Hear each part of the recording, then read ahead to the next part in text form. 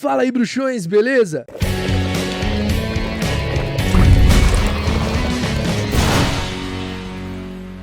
Este vídeo é um compilado da história da Primeira e Segunda Guerra Bruxa. Agora você vai poder assistir uma versão reeditada e única, juntando os dois episódios e contando tudo como uma única grande história. Se acomode e pegue uma pipoca para mergulhar em um dos tempos mais sombrios da história do mundo bruxo.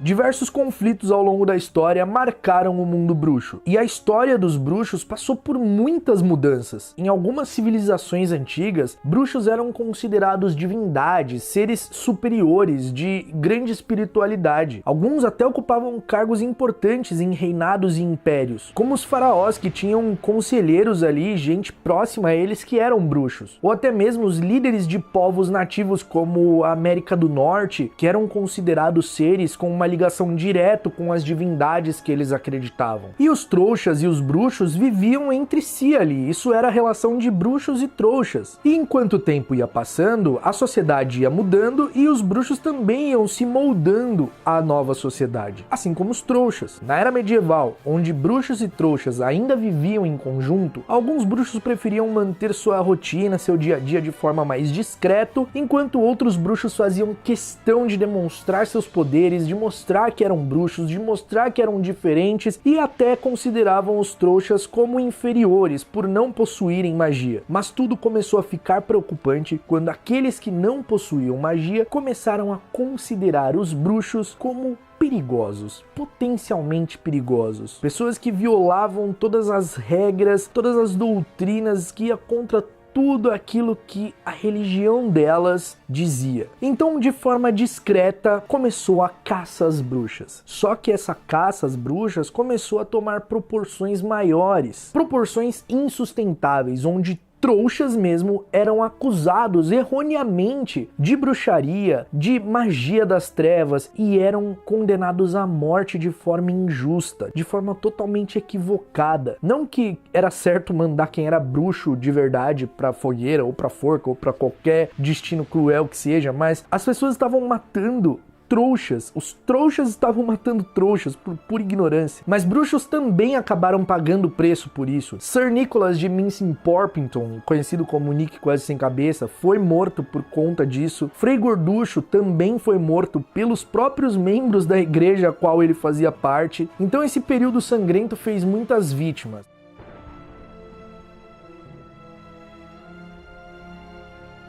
Até que em 1689, as autoridades bruxas mundiais se reuniram e decidiram que isso não podia mais acontecer, que eles tinham que tomar alguma providência, além das que eles já tomavam de tentar tomar cuidado, de tentar proteger os seus. Então, o Estatuto Internacional de Sigilo em Magia foi criado. Uma lei que obrigava todos os bruxos, seres mágicos em geral, tudo que era mágico, a ser escondido. Somente dessa forma, todos estariam seguros, porque assim os trouxas não saberiam mais da sua existência. Então, de 1689 a 1692, todas as precauções foram tomadas, tudo que precisava ser feito foi concluído e então nesse ano, em 1692, a lei passou a valer e os bruxos passaram a viver na clandestinidade. Ainda assim, com todos esses procedimentos e tendo uma queda considerável, os trouxas ainda caçavam bruxos e seres que eles consideravam malignos. Em fevereiro de 1692, mesmo ano que os bruxos entraram na clandestinidade, aconteceu um dos casos mais famosos, não só para os bruxos, que marcou a comunidade bruxa, mas também para os trouxas. O julgamento das bruxas de Salem. Foram feitas prisões, detenções em diversas cidades da América do Norte colonial. Então esses julgamentos aconteceram, essas prisões, e em 1693, na cidade de Salem, 14 mulheres e 2 homens foram condenados à morte, foram enforcados. Inclusive 2 bruxas importantíssimas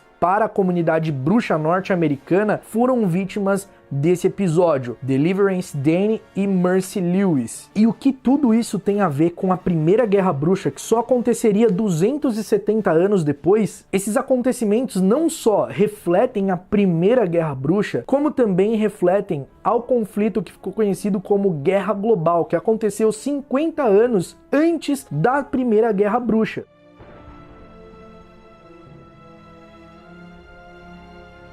Com o Estatuto Internacional de Sigilo instaurado e os bruxos sendo obrigados a viverem na clandestinidade, alguns grupos de bruxos enraivecidos começaram a crescer. Eles eram totalmente contra ter que viver escondidos, mudarem toda a sua vida por conta dos trouxas, que para eles eram inferiores, então eles deviam declarar guerra contra os trouxas. Mas a Confederação Internacional dos Bruxos e a maioria da população bruxa ficou contra essas pessoas. Sabia que era injusto declarar guerra contra seres que não portavam magia, que obviamente eles teriam vantagem, mesmo com todas as atrocidades que os trouxas faziam. Então o sentimento anti-trouxa, que tinha alguns poucos adeptos desde a época ali de Salazar Slytherin, começou a tomar grandes proporções.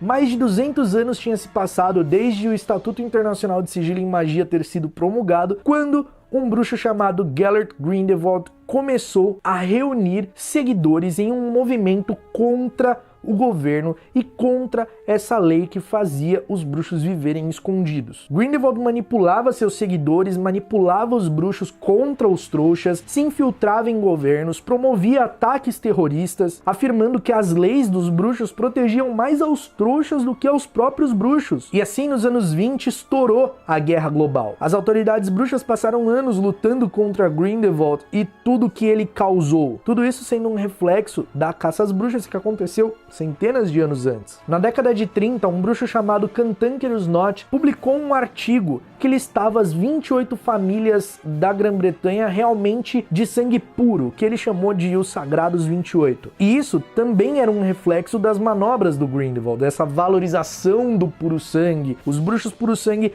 já tinham esse sentimento de traição dos próprios bruxos, e então com o Grindelwald encorajando que os bruxos deviam mudar a lei, que eles deviam mudar tudo aquilo, essas coisas passaram a ser cada vez mais comuns. Então, em 1945, Gellert Grindelwald é derrotado e preso por Dumbledore. Mas sua ideologia não foi presa, suas ideias não foram mortas, suas ideias não foram extintas. Muitos membros da alta sociedade bruxa compartilhavam essa ideologia dele, que nem era tão voltada para pureza de sangue, sim bruxos e não bruxos. O Grindelwald não tocava muito no ponto de nascido trouxa ou mestiço. O negócio dele era mesmo bruxos contra trouxas. E por que eu tô falando tudo isso? Que tudo isso tem a ver com a Primeira Guerra Bruxa, que foi estourar lá na década de 70. Nesse mesmo ano que o Grindelwald foi derrotado, um jovem chamado Tom Marvolo Riddle havia se formado em Hogwarts. Jovem que nessa época já havia cometido atos terríveis e já tinha uma ideologia de pureza de sangue bastante forte. Nessa época, Tom Marvolo Riddle já tinha assassinado Murtagh Gemme por intermédio, já tinha assassinado seu pai e os seus avós paternos e alterado a memória de seu tio para que ele confessasse o assassinato. Ou seja, Tom Riddle, assim como Grindelwald, não se importava tanto com a ideologia política em si. Eles estavam mais preocupados com eles mesmos e eles usavam essa ideologia, todo esse discurso para manipular essas massas e usar como um escudo para eles mesmos. Tanto Grindelwald quanto Voldemort não se importavam em matar outros bruxos. Fica claro que o que eles queriam era o poder absoluto.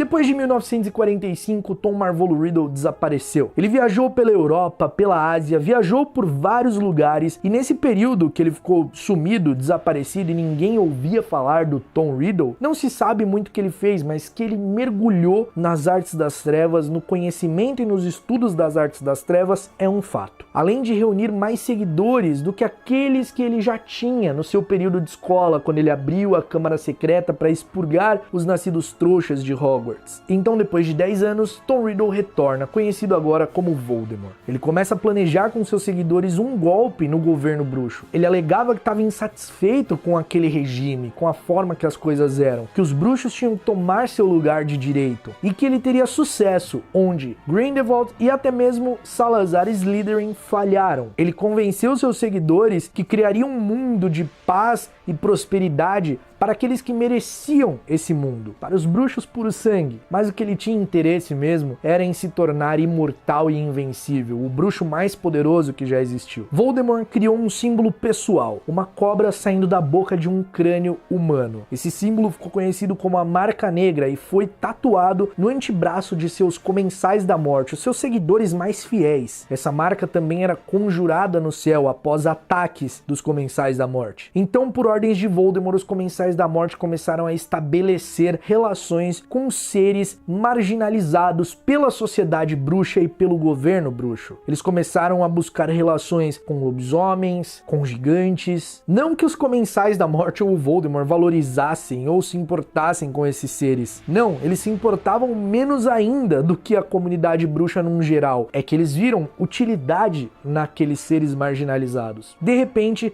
atividades das trevas surgiram em toda a Grã-Bretanha. Um país intocado até então, mesmo no período da Guerra Global de Gellert Grindelwald. Voldemort começou a ordenar a morte de trouxas. Os trouxas pobres e sem tetos eram as vítimas mais frequentes. Afinal, a ausência deles não era tão notada. Então Voldemort reanimou os cadáveres dessas vítimas, criando um exército de ínferi. De forma ampla, as ações dos comensais da morte ali nesse começo eram quase que desconhecidas. Mas essas ações iam gerando outras ações na comunidade bruxa em si. Ali por volta de 1960, um bruxo chamado Magnus MacDonald fez uma revolta, organizou uma revolta contra o Ministério da Magia para que eles liberassem a prática do esporte racha-crânio, que havia sido proibido lá em 1762. Um esporte que a maioria dos jogadores morria ao final da partida. Um esporte que começava com 12 jogadores e era comum terminar com 2 vivos, onde os bruxos invasoras usavam recipientes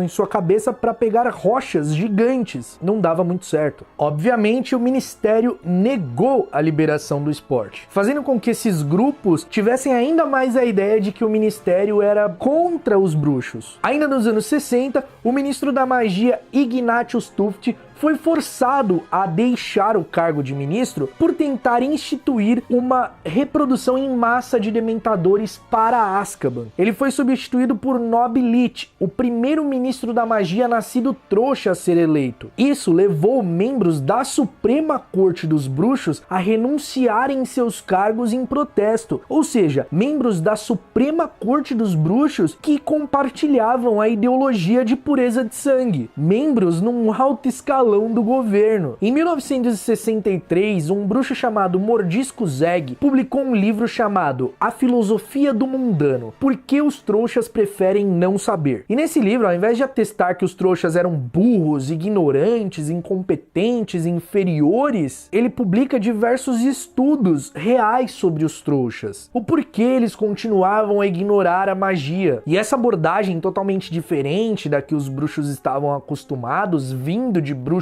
preconceituosos, também irritou uma galera. A essa altura, o Ministério da Magia tentava entender o que estava acontecendo. Porque esses ataques aconteciam, um ataquezinho ali, uma coisinha aqui. Então eles passaram a contratar especialistas em respectivas áreas para tentar entender tudo isso. Foi quando Lyle Lupin, um bruxo especialista em aparições espirituais não humanas, foi contratado para fazer parte do Departamento de Regulamentação e Controle das Criaturas Mágicas. No ano de 1965, durante uma das noites de plantão de Lyle Lupin, um homem foi detido, acusado de matar 2 crianças trouxas e ferir o filho de um funcionário do alto escalão do Ministério da Magia. O homem em questão alegou ser um mendigo e inclusive se fingiu de trouxa, muito surpreso que tudo aquilo ali existia, que magia existia e afins. Lyle Lupin, que não deixou se enganar, afirmou que aquele era o culpado, que ele tinha todos os indícios de ser um lobisomem e que lobisomens eram criaturas sem alma que não mereciam nada além da morte. Os dois colegas de trabalho de Lyle que estavam ali debocharam dele, riram, falando que o negócio dele era tratar bicho-papão, que ele entendia de bicho-papão. O Lion sugeriu que o homem em questão fosse mantido preso até a noite seguinte, que seria de lua cheia, então ele comprovaria que estava certo. Mas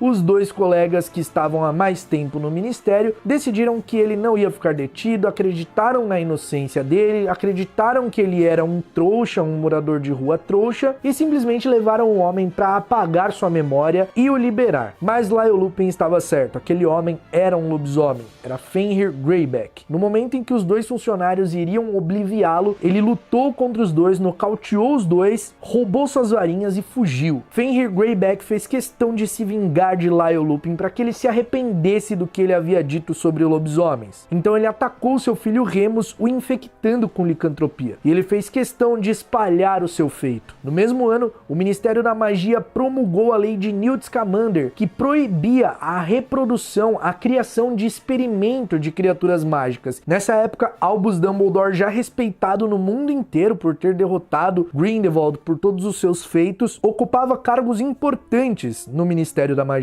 Ele era chefe da Suprema Corte dos Bruxos e chefe da Confederação Internacional dos Bruxos. E ele criou muitas e muitas leis que dificultaram muito a vida daqueles que eram anti-trouxas, porque o Dumbledore abertamente era a favor dos direitos dos trouxas. Isso fez com que essa galera passasse a odiá-lo. Várias vezes o cargo de ministro da magia foi oferecido ao Dumbledore, nessa época e em outras épocas, e ele negava, dizendo que muito poder para uma pessoa só poderia corromper até quem tivesse o espírito mais puro. Foram essas leis e medidas que impediram Voldemort e os Comensais da Morte de iniciar ali a revolução e todo o golpe que eles queriam iniciar logo de cara. Foi nessa época também que Voldemort foi até Hogwarts para tentar conseguir o cargo de professor de defesa contra as artes das trevas, assim como ele tinha tentado quando se formou em Hogwarts, na época que o diretor era o Armando Dippet, e negou por ele ser muito novo. Só que dessa vez o diretor era ninguém mais, ninguém menos que Albus Dumbledore, que negou o cargo para o Voldemort porque ele afirmou para o Voldemort que sabia quais eram as intenções dele, que ele não tinha intenção nenhuma de ensinar. Obviamente, Voldemort usaria o seu contato com os alunos para persuadi-los e treiná-los para serem parte de seu exército. Além disso, ele esperava encontrar a espada de Godric Gryffindor para tentar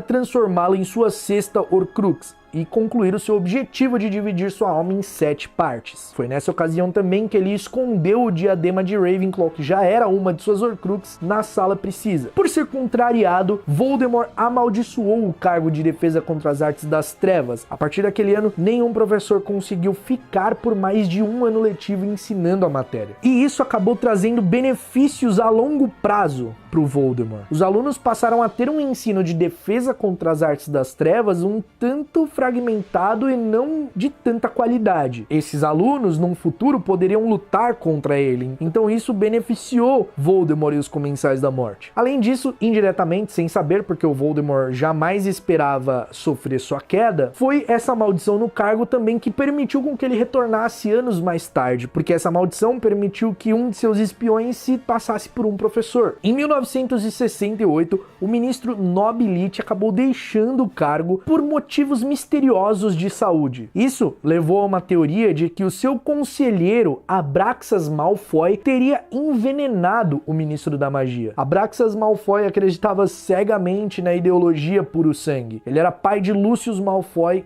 e avô de Draco. Mas Nobilite foi substituído por Eugenia Jenkins, uma bruxa que também era a favor dos direitos dos trouxas, das minorias. E essa galera, essa elite bruxa, não ficou muito feliz também com ela assumindo o cargo. Nessa época, abortos se reuniram em marchas pelos seus direitos, por direitos de igualdade. E isso estimulou os supremacistas puro sangue a se revoltarem ainda mais. E ao longo da década, vários grupos minoritários passaram a exigir seus direitos. E as famílias antigas, as famílias puro-sangue, a qual a maioria dos Comensais da Morte faziam parte, começaram a se ver meio encurraladas e achavam isso absurdo. E os membros dessas famílias que não se aliaram ao Voldemort de forma mais direta, como Comensais da Morte, o apoiavam em segredo.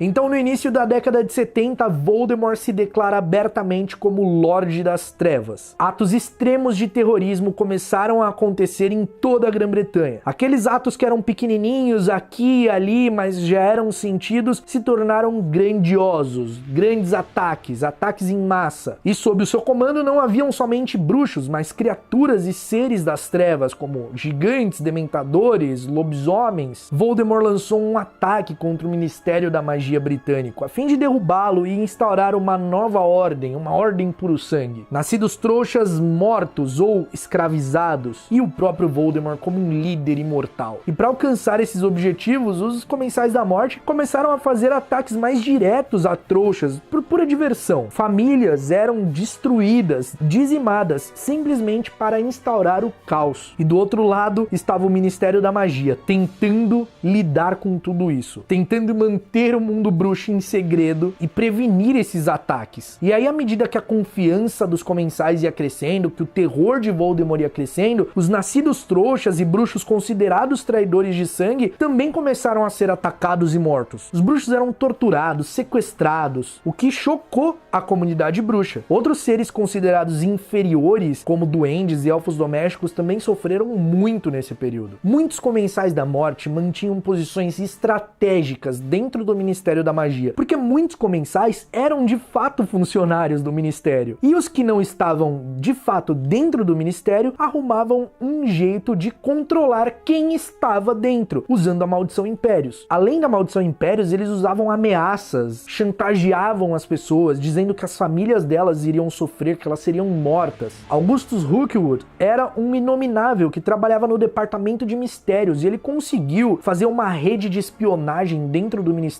de muito sucesso. E a ministra da Magia, Eugenia Jenkins, parecia não dar conta disso tudo. Ela não conseguia dar conta, ela não estava preparada para isso. O próprio Voldemort matava pessoalmente bruxos e bruxas que ele considerava um pouco mais à sua altura, ou que os seus Comensais da Morte não podiam dar conta. E era nesses casos que as suas habilidades e seus poderes eram testemunhados e as pessoas diziam que ele fazia o impossível, que ele era extremamente poderoso. De fato, Voldemort era muito poderoso. O nome de Voldemort passou a ser temido. Ele passou a ser chamado de Você Sabe Quem, ou Aquele que Não Deve Ser Nomeado. E a comunidade bruxa considerou Voldemort o bruxo das trevas mais temido, até mais que Grindelwald. E em resposta à crescente ameaça que Voldemort era, Dumbledore criou a Ordem da Fênix, uma sociedade secreta à parte do Ministério, para tentar combater de alguma forma o Voldemort e os Comensais. E apesar do Ministério ver a Ordem da Fênix como um grupo renegado de rebeldes, alguns membros do Ministério faziam parte da Ordem, como Eliphas Dodge, Kingsley Shacklebolt, os Aurores Alastor Moody,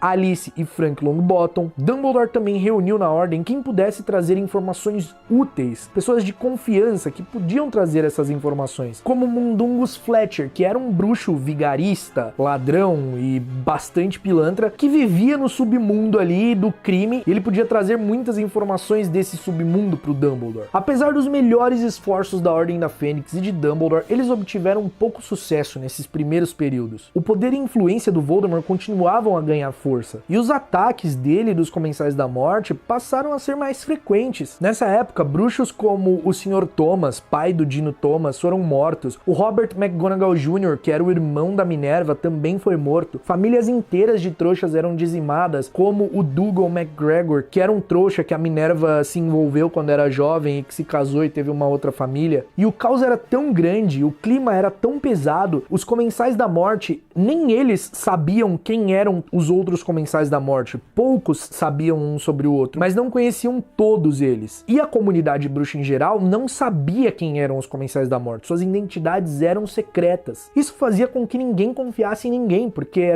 não sabia se era comensal, não sabia se estava na Maldição Impérios, não dava para saber. Então, em 1975, a Eugenia Jenkins acabou deixando o cargo de ministra da magia por não conseguir lidar com isso. Então ela foi substituída por um bruxo considerado bastante linha dura chamado Harold Minkan. O Harold colocou muito mais dementadores em Azkaban do que já tinha. E ao mesmo tempo, o juiz-chefe do Conselho das Leis da Magia, Bartol Crouch Sr., que tinha um ódio por artes das trevas, foi ascendendo rapidamente a hierarquia do Ministério da Magia até se tornar o chefe do Departamento de Execução das Leis da Magia. Então, juntos, o Harold Minkan e o Bartol Crouch Sr. colocaram todas as suas forças para tentar combater Voldemort e os seus seguidores. À medida que o tempo ia passando, Voldemort ia ganhando mais e mais seguidores, mais pessoas estavam interessadas em ser Comensais da Morte, e o próprio Voldemort tentava recrutar pessoas que ele acreditavam que seriam úteis, pessoas que ele mesmo considerava poderosas, e pessoas que eram próximas ao Dumbledore. Ele tentava trazer para o lado dele. Ele tentou recrutar até mesmo Lilian Evans e ignorou o fato dela ser uma nascida trouxa, o que mostrava o tamanho de sua hipocrisia. Ele também tentou recrutar o traidor de sangue, Tiago Potter, mas obviamente os jovens negaram, onde desafiaram Voldemort pela primeira vez. Depois disso, eles ainda enfrentariam Voldemort em mais 2 ocasiões. Tiago e Lilian, obviamente, declararam a sua lealdade a Dumbledore, e assim que se formaram em Hogwarts, se tornaram membros da Ordem da Fênix, junto com Sirius Black, com Remus Lupin, com Pedro Pettigrew. Por volta de 1978, 3 Comensais da Morte tentaram atacar o Sirius e o Tiago, que conseguiram nocauteá-los e fugir. A guerra continuava, os ataques e mortes continuavam, e Voldemort se cercava dos seus Comensais da Morte e dos seus seguidores. Voldemort tinha extrema confiança no jovem Comensal da Morte Severus Snape e em Bellatrix Lestrange. Ele compartilhava com eles o seu conhecimento pessoal sobre as artes das trevas. Ele compartilhou o seu diário com Lucius Malfoy, que era uma de suas Horcruxes, sem contar que era uma Horcrux, com instruções de como abrir a Câmara Secreta para expurgar os nascidos trouxas de Hogwarts. O que o Lucius Malfoy colocaria em prática anos depois, não com essa intenção, mas só com a intenção de se livrar do objeto. Em 1979, o irmão mais novo de Sirius, Regulus Arcturus Black, se tornou um Comensal da Morte. Ele apoiava a ideologia puro sangue, a ideologia supremacista, para agradar sua família, então ele se tornou um Comensal da Morte para dar orgulho aos seus pais. Nessa época, Voldemort quis testar as defesas de suas Horcruxes, então ele perguntou aos seus Comensais da Morte quem teria um elfo doméstico para disponibilizar, que ele precisava para uma missão importante. Regulus Black ofereceu o Monstro, o elfo doméstico da família. Depois de Monstro beber a poção e ser deixado para morrer por Voldemort, ele voltou para casa porque a ordem de Regulus era que ele fizesse o que Voldemort mandasse e depois retornasse. Regulus, que já estava arrependido de ter se aliado aos Comensais da Morte e ao Voldemort por ver as brutalidades e crueldades que eles cometiam, decidiu de vez que aquilo não era para ele quando ele viu o que o Voldemort fez com um monstro, deixando ele para morrer como se fosse nada. Então o Regulus ordenou que o monstro contasse tudo o que tinha acontecido naquela caverna, contasse o que tinha na bacia de pedra, e o Regulus, que tinha acesso às informações de Voldemort ser imortal, inclusive isso era espalhado entre a comunidade bruxa, que ele tinha alcançado a imortalidade, ele começou a tentar entender o motivo do Voldemort testar aquilo e querer que aquele objeto estivesse tão seguro daquela forma. Então ele juntou as informações e chegou à conclusão que aquilo deveria ser um Horcrux. Dedicado a roubar e destruir a Horcrux de Voldemort, Regulus ordenou que o monstro o levasse até o local, que ele trocasse o medalhão depois que a poção fosse bebida e fosse embora dali. Regulus tomou a poção no lugar do monstro, não quis que ele tomasse, e o elfo doméstico cumpriu as ordens de seu dono, foi embora dali. O Regulus também deu ordem para o monstro tentar destruir o medalhão e ele acabou sendo morto, puxado pelos Inferi no lago e se afogando. O segredo de Voldemort havia sido descoberto.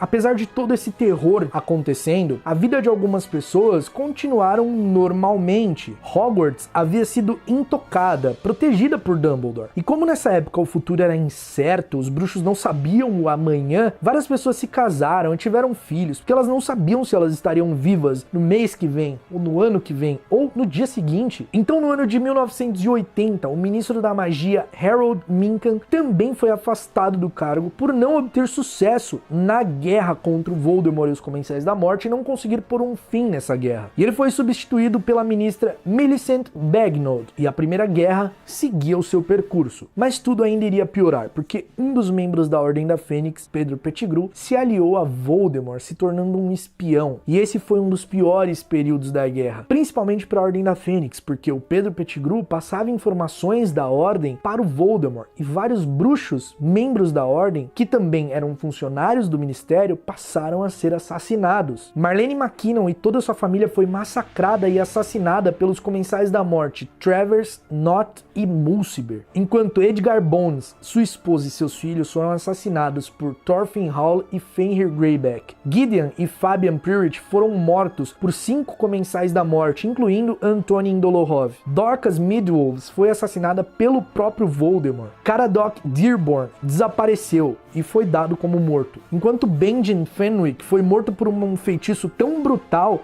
que seu corpo explodiu e apenas pedaços foram encontrados. Em resposta a esses brutais ataques, Bartol Crouch Sr., que era o chefe do Departamento de Execução das Leis da Magia, declarou que os Aurores tinham permissão para usar as maldições imperdoáveis contra seus inimigos. Uma campanha massiva do Ministério da Magia foi feita. Essa campanha foi liderada por Alastor Moody, Kingsley Shacklebolt e Frank Longbottom. E isso de fato começou a mudar o rumo da Primeira Guerra Bruxa. Eles inicialmente, as ordens do Ministério, começaram a atacar os gigantes, a matar os gigantes. Então o número de gigantes foi muito reduzido e eles foram forçados a se afastar e viver em montanhas, escondidos. E finalmente o Ministério da Magia começou a identificar e prender Comensais da Morte. Igor Karkaroff foi capturado por Alastor Moody e ele foi uma das chaves para essa mudança da guerra, porque ele entregou vários Comensais da Morte em troca de sua liberdade e segurança. Alguns Comensais também foram mortos, como Evan Rosier. Ele resistiu à prisão e em um duelo acabou arrancando um pedaço do nariz do Alastor Moody. Dolohov e Corban Yaxley também foram presos pelo Esquadrão de Execução das Leis da Magia. Mesmo com todas essas mortes e prisões, o Voldemort continuou intocável, porque ele não sujava as mãos, ele fazia tudo de longe.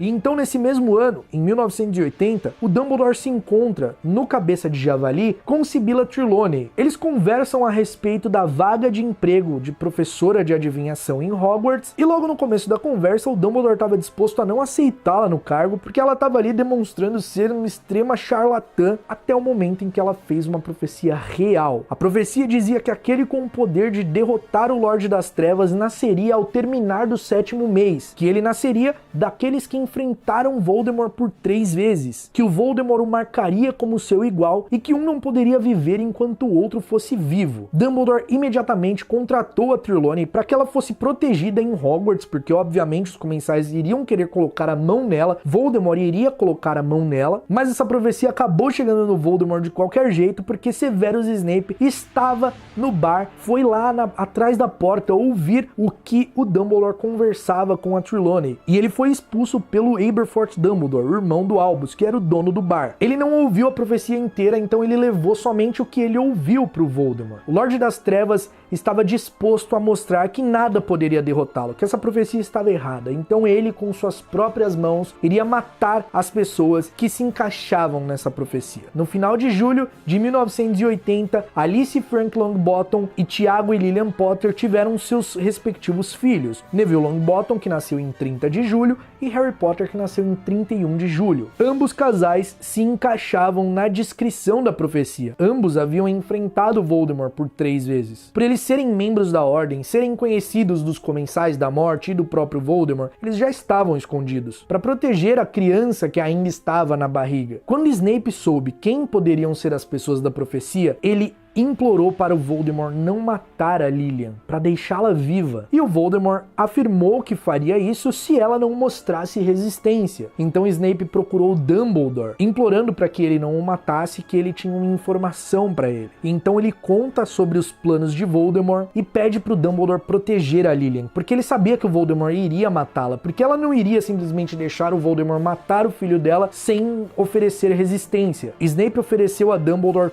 tudo. Ele disse que faria qualquer coisa se Dumbledore protegesse Lilian. Dumbledore então aceitou a lealdade de Snape e a partir desse momento ele se tornou um espião, o que também definiu e muito a virada das coisas na Primeira Guerra. Sabendo da informação, Dumbledore pediu urgentemente que a Lilian e o Tiago e o Frank e a Alicia se escondessem com o feitiço Fidelius. Ele se ofereceu para ser o fiel do segredo do feitiço, mas Tiago e Lilian queriam que Sirius fosse o fiel do segredo por ser padrinho do Harry, por ser o melhor amigo do Tiago, como irmãos. Só que o Sirius teve uma outra ideia. Ele sugeriu que Pedro Pettigrew fosse o fiel do segredo, que ninguém suspeitaria dele. Todo mundo suspeitaria do Sirius pelo fato dele ser melhor amigo do Tiago e padrinho do Harry. Então, ele poderia ser procurado, capturado, torturado, que ele não seria o fiel do segredo. Já o Pedro Pettigrew, ninguém procuraria porque ele era uma pessoa comum, um bruxo comum, e que todos sabiam da fama de medroso, que ele jamais seria uma escolha para ser algo tão importante. Infelizmente, todos eles estavam errados, porque o Pedro Pettigrew era um traidor. Ninguém soube dessa troca. Albus Dumbledore achava que o Sirius era o fiel do segredo. Remus Lupin também achava que o Sirius era o fiel do segredo. Ninguém contou. O Sirius não contou pro Lupin porque ele acreditava que o Lupin, por conviver com os lobisomens e ser espião, tinha passado pro lado do Voldemort. Então o feitiço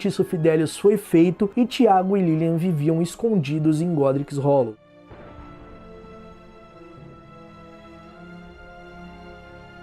Então, na noite de 31 de outubro de 1981, Voldemort viajou até Godric's Hollow. O Lorde das Trevas caminhou pelo jardim. Tiago o viu da janela e gritou para Lilian pegar o Harry e correr dali, para que ela ganhasse tempo, dizendo que iria atrasá-lo. O Voldemort chega a rir disso, e o Tiago, desarmado, foi morto sem nenhum esforço. Voldemort subiu as escadas, foi até o quarto de Harry, onde Lilian estava à frente do berço com o seu filho, implorando para que ele não fizesse nada com o Harry. Voldemort ordena que ela saia da frente e ela se nega. Então, mais uma vez, ele fala que ela não precisava morrer, chama ela de tola e fala para ela sair da frente. Só que ela não saiu, então o Voldemort a matou. O Lorde das Trevas apontou a varinha pro pequeno Harry, de apenas 1 aninho, extremamente indefeso, com a certeza, o sentimento de certeza que ele iria provar para todos que a profecia estava errada. E quando ele usou a maldição da morte, algo errado aconteceu. A maldição ricocheteou, destruindo o corpo de Voldemort. O sacrifício de Lilian criou uma proteção tão forte e antiga que não permitia que o Voldemort pudesse machucar o Harry. Então, com o seu corpo destruído e sua alma toda fragmentada por conta das maldades que ele já havia cometido, uma parte dessa alma se prendeu no único ser vivo que tinha ali, o Harry. Assim, o Harry se tornou uma das Horcruxes de Voldemort, sem o Voldemort saber e sem ele ter a intenção disso. E o que sobrou de Voldemort, o espectro, nem fantasma, nem vivo, nem morto, se refugiou, saiu do país e se escondeu. Ele não queria ser visto dessa forma, fraco e desesperado, nem por seus seguidores. Harry sobreviveu com apenas uma aparente cicatriz na testa, e com uma parte da alma de Voldemort entrelaçada à sua, alguns dos poderes do Bruxo das Trevas foram atribuídos ao garoto. Pouco depois de 1 hora desse acontecimento, Rubius Hagrid, membro da Ordem da Fênix e guardião das chaves e das terras de Hogwarts, foi até Godric's Hollow por ordem de Dumbledore para pegar o pequeno Harry. E Sirius Black, que tinha ido até o esconderijo de Pettigrew e viu que ele não estava lá e não havia sinais de luta, deduziu o que tinha acontecido. Foi também a Godric's Hollow. Lá, Hagrid estava com Harry no colo e Sirius pediu para Hagrid entregá-lo a ele. Só que o Hagrid negou, dizendo que estava cumprindo ordens de Dumbledore. O Sirius então oferece a sua moto para o Hagrid levar o Harry até o Dumbledore e ele sai dali e vai atrás de Pedro Pettigrew. Naquela mesma madrugada, a notícia sobre a queda e suposta morte de Lord Voldemort se espalhou como um incêndio por toda a Grã-Bretanha. Os bruxos passaram a comemorar. O Estatuto Internacional de Sigilo em Magia foi quebrado várias e várias vezes, e a ministra da Magia, Millicent Bagnold, afirmou que o direito à comemoração e à festa era inviolável, que eles tinham sofrido muito durante esses anos de guerra. Alguns bruxos mais sérios, como Minerva McGonagall e Bartol Crouch Sr., consideraram até infantil essa comemoração ao ponto que chegou. Bruxos e bruxas se reuniam em bares, em tavernas, erguiam seus copos e bradavam em alto e bom som: a Harry Potter, o menino que sobreviveu.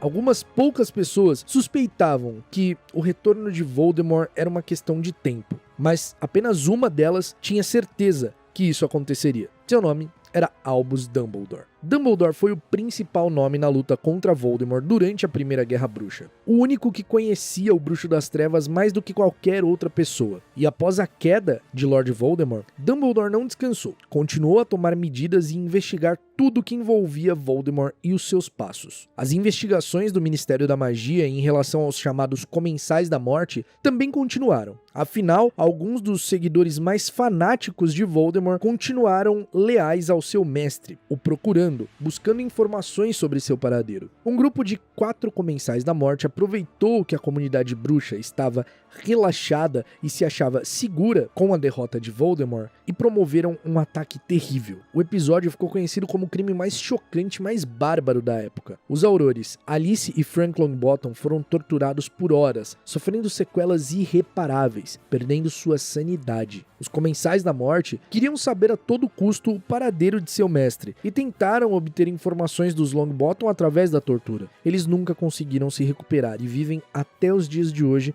no Hospital St. Mungus. Os responsáveis por esse crime foram apanhados. Entre eles, 3 membros da família Lestrange, Rodolfo e sua esposa Bellatrix e o irmão de Rodolfus, Rabastan. Porém, o que chocou ainda mais a comunidade bruxa foi o nome do quarto envolvido, Bartholomew Crouch Jr. Bartol Crouch Jr. era filho do chefe de execução das leis da magia na época, Bartol Crouch Sr. Bartol Crouch Sr. era um forte candidato a ministro da magia na época por conta de sua luta e repreensão violenta contra os Comensais da Morte e Força das Trevas. Bartol Crouch Sr. condenou o seu próprio filho, ao lado dos outros culpados, à prisão perpétua e usou esse próprio caso de forma teatral, como um palanque para se promover ainda mais em sua carreira política. Afinal, nem seu próprio filho, sangue do seu sangue, escaparia das garras da justiça. Mas esse escândalo abalou completamente não só a carreira de Bartol Crouch Sr., como também a sua família. Afinal, sua família foi destruída. A mãe de Bartol Crouch Jr. adoeceu drasticamente com toda a situação envolvendo seu filho. E ela fez ao marido um último pedido. E Bartol Crouch Sr. acabou cedendo. Por ser um funcionário de alto escalão do Ministério da Magia, foi autorizado que Bartol Crouch Sr. e sua esposa visitassem seu filho em Azkaban uma única vez. Essa seria a despedida de mãe e filho. Afinal, a senhora Crouch estava à beira da morte. Na prisão, Bartol Crouch Jr. e sua mãe se transformaram um no outro usando a poção polissuco, e assim ela, doente e fragilizada, foi deixada em Azkaban sob a forma do seu filho, e Bartol Crouch Jr. foi contrabandeado para fora por seu próprio pai. Não demorou para que a senhora Crouch morresse, e ela foi enterrada ainda sob a forma do filho. Uma vez de volta à casa da família,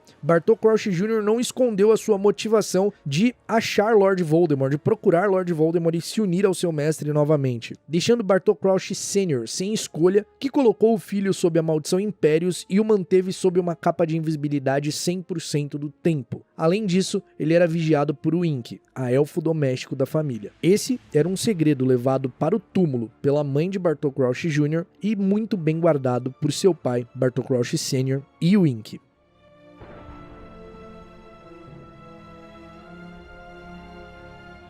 Praticamente uma década depois, conforme Dumbledore suspeitava, Voldemort tentava retomar o seu poder. Dessa vez, ele agiu através de um dos seus servos, professor na Escola de Magia e Bruxaria de Hogwarts, Quirinus Quirrell. O Bruxo das Trevas tentou obter a Pedra Filosofal em mais de uma tentativa frustrada, como a invasão no Banco de Gringotts e nos alçapões de Hogwarts, onde ele foi impedido por Harry Potter, tendo o corpo em que ele se hospedava como um parasita destruído ao simples toque do Harry e novamente precisou se refugiar, ainda mais fraco. Esse acontecimento fez com que o Ministério da Magia tomasse algumas atitudes depois de serem convencidos por Dumbledore. O Ministério então coordenou uma campanha para averiguar pessoas que na Primeira Guerra Bruxa tiveram alguma associação com Voldemort ou alguma ligação suspeita ou qualquer indício de ligação com Comensais da Morte. Esses bruxos e bruxas tiveram suas casas revistadas nas chamadas batidas em busca de artefatos suspeitos. Foram unidos esforços de especialistas de de vários departamentos e seções do Ministério da Magia. Um dos funcionários que trabalhava nessa campanha era Arthur Weasley, que nessa época trabalhava na seção de mau uso dos artefatos dos trouxas. Lucius Malfoy, que na Primeira Guerra Bruxa havia sido inocentado alegando estar sob influência da maldição Impérios, foi alvo dessa investigação. Com isso, ele precisou se livrar de alguns itens comprometedores. Lucius vendeu algum dos itens na loja Borgin & Burkes na Travessa do Tranco, e para tentar incriminar Arthur Weasley, prejudicar ele de alguma forma, afinal, para bruxos puro sangue, Arthur era uma vergonha porque se associava a trouxas, Lucius coloca o diário de Tom Riddle, artefato pessoal do Voldemort que foi entregue a ele pelo próprio Bruxo das Trevas, no caldeirão de Gina Weasley, a filha mais nova de Arthur, em um breve encontro que aconteceu na Floreios e Borrões. Lucius conhecia os perigos do diário, ele sabia que ali continham instruções para se abrir a Câmara Secreta. Então, além de se livrar do artefato, ele ainda sairia no lucro de nascidos trouxas serem expurgados de Hogwarts. O plano de Lucius deu certo de forma parcial. Nenhum nascido trouxa foi morto, mas aconteceram diversos ataques, o que fez com que Dumbledore fosse afastado de Hogwarts depois de Lucius ameaçar os membros do conselho da escola. Foi alegado que Dumbledore não estava mais em plenos poderes e negligenciou a vida dos alunos que foram atacados. Além disso, Hagrid foi enviado para Azkaban pelo Ministério da Magia por seus antecedentes quando a Câmara Secreta foi aberta pela primeira vez 50 anos antes e ele foi culpado pela morte de uma garota. Mais uma vez, Voldemort chegou perto de retomar o poder, drenando a energia vital de Gina Weasley, que, possuída pelo Horcrux de Voldemort, foi levada para a Câmara Secreta. A parte da alma de Voldemort, que estava possuindo Gina e coordenando os ataques, foi impedida por Harry Potter, que matou o basilisco que vivia na Câmara e destruiu, sem saber, uma das Horcruxes do Bruxo das Trevas. A ligação de Lucius com o diário não podia ser comprovada. Além disso, ele tinha muita influência no Ministério da Magia, já havia sido inocentado durante a Primeira Guerra e, devido ao seu alto status social, importância do seu nome e generosas doações em dinheiro para o Ministério da Magia, se tornava praticamente impossível, sem provas concretas, acontecer algo com ele. No verão de 1993, Arthur Weasley recebeu um prêmio de loteria e levou a família para realizar uma viagem ao Egito. Como o prêmio era do Profeta Diário, eles estamparam a primeira capa do jornal. Nessa mesma época, o ministro da magia Cornelius Fudge fez uma visita de inspeção em Azkaban. Cornelius andava pelos corredores da prisão com o jornal daquele dia nas mãos. Um dos prisioneiros lhe pede para ficar com o jornal. O ministro, que já havia lido o jornal, entrega para o prisioneiro em uma das celas. O prisioneiro era Sirius Black, condenado à prisão perpétua por envolvimento com artes das trevas, traição e assassinato. Sirius era membro da Sociedade Secreta Ordem da Fênix, além de ser melhor amigo do pai de Harry Potter e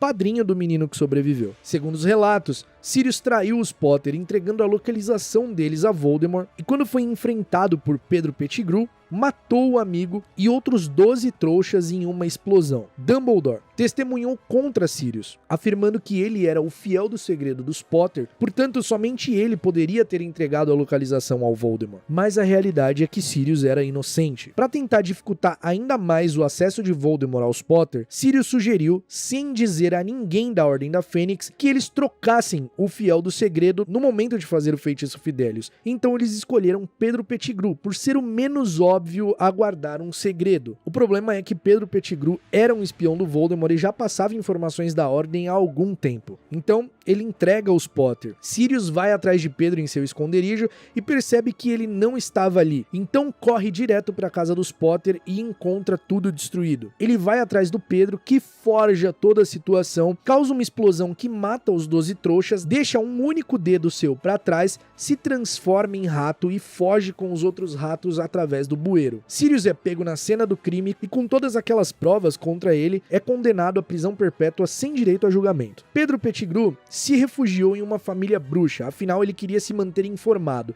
e ficou sob o disfarce de um rato porque estar vivo para ele era muito perigoso. Afinal, Voldemort sofreu sua queda por seguir uma informação de Rabicho. Então, dos dois lados ele estava ameaçado. Ele se infiltra na família Weasley e passa a ser tratado como rato de estimação de Percy. Quando Percy se torna monitor, ele ganha uma coruja de presente dos pais e passa esse rato de estimação ao seu irmão Ron. Ron levava o rato para todos os lugares. deles, inclusive para a viagem no Egito, e Perebas, como o rato era chamado, está na foto da primeira capa do Profeta Diário no ombro de Ron. Quando Sirius vê aquela imagem, ele reconhece Pettigrew imediatamente, afinal, quando adolescente, eles se transformavam juntos, inclusive Sirius e Tiago que ajudaram o Pettigrew a conseguir se tornar um animago. E por ver que o ratinho não tinha um dedo, ele na hora teve certeza que aquele era o Rabicho. Então ali estava sua motivação para escapar, para fugir e provar sua inocência, além de proteger Harry, porque Sirius sabia que, estando em Hogwarts, estando tão próximo do Harry, quando fosse vantajoso e o Rabicho percebesse que teria a ganhar, ele entregaria o Harry ou faria qualquer maldade contra o Harry. Assim, Sirius assume sua forma animago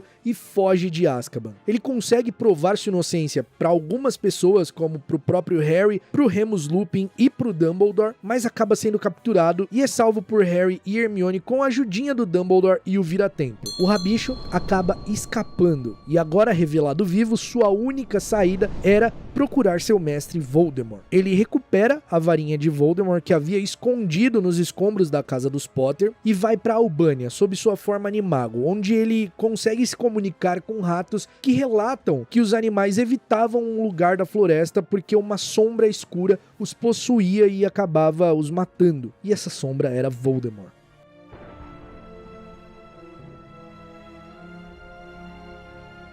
Rabicho conseguiu encontrar Voldemort e, através de uma poção que tinha como ingredientes o veneno de Nagini, sangue de unicórnio e feitiços das trevas criados pelo próprio Voldemort, o Rabicho seguia instruções de seu mestre e preparava a poção que fez o Bruxo das Trevas possuir aquele corpo rudimentar. Voldemort precisava se alimentar da poção em pequenos intervalos de hora para manter a pouca saúde recuperada. Enquanto isso, no Ministério da Magia, o Departamento de Cooperação Internacional e o Departamento de Jogos e Esportes Mágicos estava tendo muito trabalho, afinal naquele ano aconteceria a Copa Mundial de Quadribol e o Torneio Tribruxo, que havia sido pausado depois de muitos acidentes e foi reformulado, teve suas regras completamente modificadas e medidas de segurança ampliadas, iria retornar. Berta Jorkins, funcionária do Ministério da Magia que trabalhava no Departamento de Jogos e Esportes Mágicos, acaba tendo a infelicidade de fazer uma visita na casa de Bartol Crouch Sr. para que ele assinasse alguns papéis. Ela vê o Ink, a elfo doméstico, falando sozinha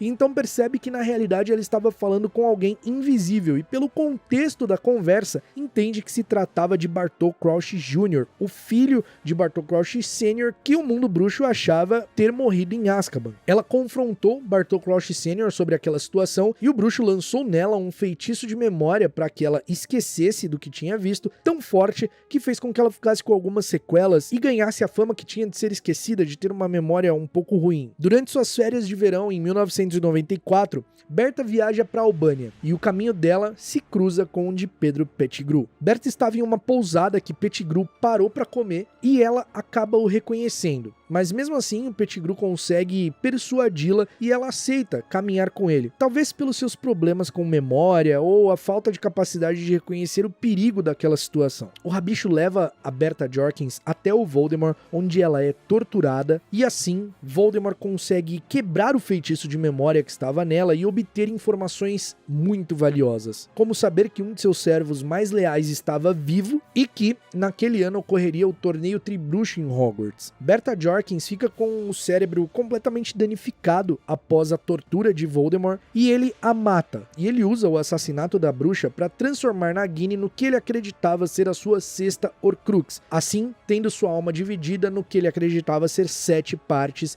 o número mágico mais poderoso que existe. A Copa Mundial de Quadribol ocorreu pouco tempo depois, e o Ink convenceu Bartol Crouch Sr. a deixar seu filho assistir o jogo, afinal ele gostava muito de quadribol e a sua mãe não tinha dado a vida para que ele vivesse trancafiado como um bicho. Então Bartol Crouch Sr. cede e ordena que o Ink escolte o seu filho sob a maldição Impérios e a capa de invisibilidade para o camarote de honra para ele assistir ao jogo e depois fosse levado de volta para casa. No camarote, Wink, apavorada por ter medo de altura, acaba não prestando atenção e Bartol Crouch Sr. consegue se livrar da maldição Impérios do pai e rouba a varinha do bruxo que estava sentado na sua frente, que era ninguém menos que Harry Potter. Comensais da Morte invadem o acampamento da Copa Mundial de Quadribol, causando caos e terror, fazendo com que todos corressem e se refugiassem. Aproveitando essa confusão, Bartol Crouch Jr. usa a varinha de Harry para conjurar a marca negra no céu, assustando até aqueles comensais da morte que estavam ali causando o terror. Os aurores imediatamente aparecem no local onde a marca foi conjurada, lançando diversos feitiços. Quando eles vão verificar, encontram Wink desmaiada próximo a um arbusto e com a varinha de Harry ao lado. É confirmado que foi a varinha de Harry que conjurou a marca negra e a elfo doméstica acaba recebendo a culpa. Bartol Crouch Sr. furioso despede a elfo doméstica, não pela suspeita dela conjurar a marca nem nada, mas sim porque falhou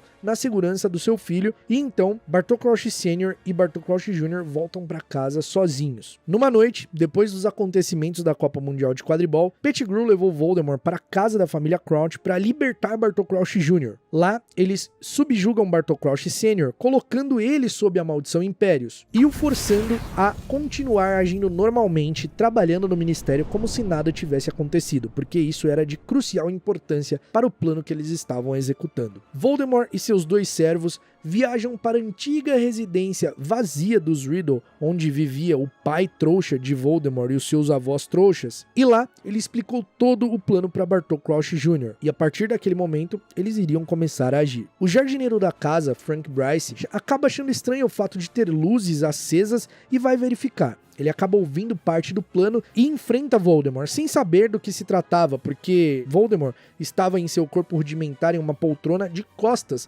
para Frank Bryce. E então Voldemort acaba matando o jardineiro. O assassinato passou despercebido pelas autoridades bruxas do Ministério da Magia, assim como o sumiço de Bertha Jorkins, que foi considerado um acidente. Já que ela tinha alguns probleminhas de memória, achavam que ela tinha se perdido. Bartol Crouch Jr., ao lado de Pedro Pettigrew, sequestram Alastor Moody, que seria professor de defesa contra as artes das trevas em Hogwarts naquele ano. E usando a poção Polissuco, Bartol Crouch Jr. assume a forma do Auror e com sucesso consegue se infiltrar em Hogwarts, onde ele passa o ano inteiro sob o disfarce de Alastor Moody. Ele confunde o Cálice de Fogo, colocando o nome do Harry como estudante de uma quarta escola, sendo assim o único nome, Harry é escolhido. O falso Moody manipula de todas as formas que ele consegue as provas do torneio Tribruxo para que Harry tivesse sucesso nelas. No decorrer daquele ano, Bartol Crouch Sr. consegue escapar da maldição Impérios e tenta se comunicar com Dumbledore indo até Hogwarts, mas é morto pelo seu próprio filho disfarçado de Alastor Moody, tem o seu corpo transfigurado em apenas um osso e é enterrado nos terrenos de Hogwarts. Dumbledore tenta convencer sem sucesso o ministro da magia que esses casos tinham ligação com o Voldemort, com a tentativa de retorno de Voldemort. Tanto o caso do jardineiro desaparecido, quanto o caso de Bertha Jorkins e agora Bartol Crouch Sr. Na última tarefa do torneio Tribruxo, o falso Moody continua manipulando tudo para que Harry vença. Harry cai na armadilha e é levado ao cemitério diretamente ao encontro de Voldemort e Rabicho. Cedrico Diggory, que tocou na taça junto com Harry e foi transportado junto com ele, acaba sendo morto. E Voldemort, usando o sangue de Harry, retoma sua forma humana e seus plenos poderes. Em um duelo marcante, as varinhas de Harry Potter e Voldemort ficam interligadas em um fenômeno raro, ocasionado quando duas varinhas gêmeas que dividem o núcleo vindo de uma mesma criatura tentam se atacar. Esse fenômeno se chama Priori Incantatem.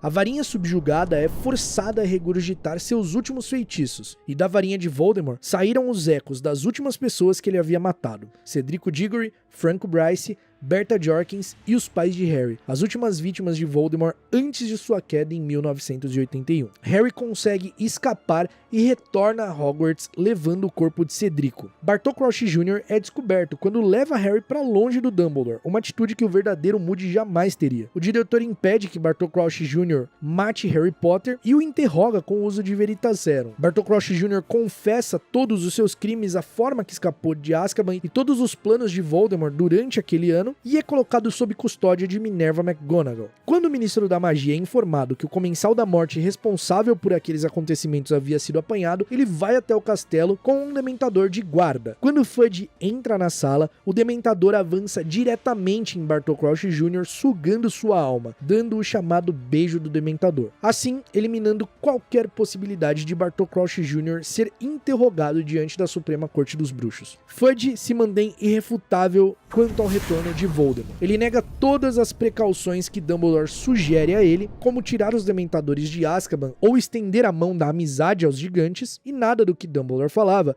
convencia Fudge que Voldemort havia realmente retornado. Inclusive, o Fudge questiona a veracidade das coisas que o Harry fazia, já que ele era um ofidioglota, não era digno de confiança. O Harry cita o nome dos Comensais da Morte que estavam presentes no cemitério, e Fudge desdenha dele, dizendo que todas aquelas pessoas haviam sido inocentadas 13 anos antes, que ele poderia ter lido o nome em qualquer lugar. Snape então mostra a marca negra em seu braço, falando que ela havia queimado, e essa era a forma que Voldemort invocava os seus Comensais da Morte. Mesmo assim, Fudge não se convence e acha que Dumbledore e os que acreditavam nele queriam apenas criar uma onda de pânico para desestabilizar o que o Ministério da Magia havia construído nesses últimos 13 anos. O ministro então se retira, informando que entraria em contato com Dumbledore no dia seguinte para discutirem a administração da escola. Nesse momento, Dumbledore passa a delegar algumas funções para as pessoas que estavam ali de confiança. Ele envia Gil Weasley para comunicar a Arthur sobre tudo que tinha acontecido, afinal Arthur era um funcionário do Ministério e seria importante que ele conseguisse passar essa informação para outros membros do Ministério também. Sirius, que estava disfarçado sob sua forma animago, se revela, causando choque em algumas pessoas, inclusive no Snape, mas Dumbledore ordena que eles apertassem suas mãos, afinal eles estavam do mesmo lado e lutavam contra a mesma coisa. Dumbledore ordena que Sirius reúna os antigos membros da Ordem da Fênix, da primeira formação da Ordem da Fênix, e pede que Snape faça o que ele deveria fazer, que no caso era encontrar o Voldemort, afinal ele era um espião. A cerimônia de encerramento daquele ano letivo aconteceu em homenagem ao Cedrico, onde Dumbledore contou com todas as palavras tudo o que havia acontecido e não escondeu que o jovem foi assassinado por Voldemort e que ele havia retornado.